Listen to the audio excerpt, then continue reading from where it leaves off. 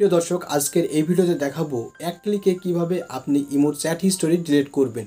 আমরা যেটা জানি যে প্রত্যেক জনের প্রোফাইলের ভিতরে যেয়ে তার চ্যাট হিস্টোরি বাই টু বাই আপনাদের কিন্তু ডিলিট করতে হয়। আজকের এই ভিডিওতে দেখাবো যে কিভাবে এক ক্লিকে সমস্ত চ্যাট হিস্টোরি ডিলিট করতে হয়।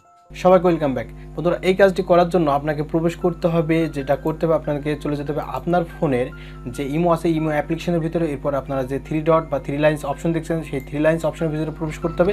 এরপর আপনার যেটা করতে হবে, সেটিংস অপশনে চলে যেতে হবে। সেটিংস অপশনে আসার পর আপনারা নিচে চলে যান। নিচে চলে আসলে আপনারা দেখতে পারবেন যে ডিলিটেড চ্যাট হিস্টোরি, অর্থাৎ এখানে চাপ দেবেন। এখান থেকে যদি আপনারা ডিলিটে চাপ দেন তাহলে আপনার ফোনে আপনি যার যার সাথে চ্যাট করেছেন সমস্ত চ্যাট হিস্টোরি কিন্তু ডিলিট হয়ে যাবে। সো বন্ধুরা, আমি পার্মানেন্টভাবে কিন্তু এটা ডিলিট করতে যাচ্ছি না, তাই এটা ক্যান্সেল করে দিলাম।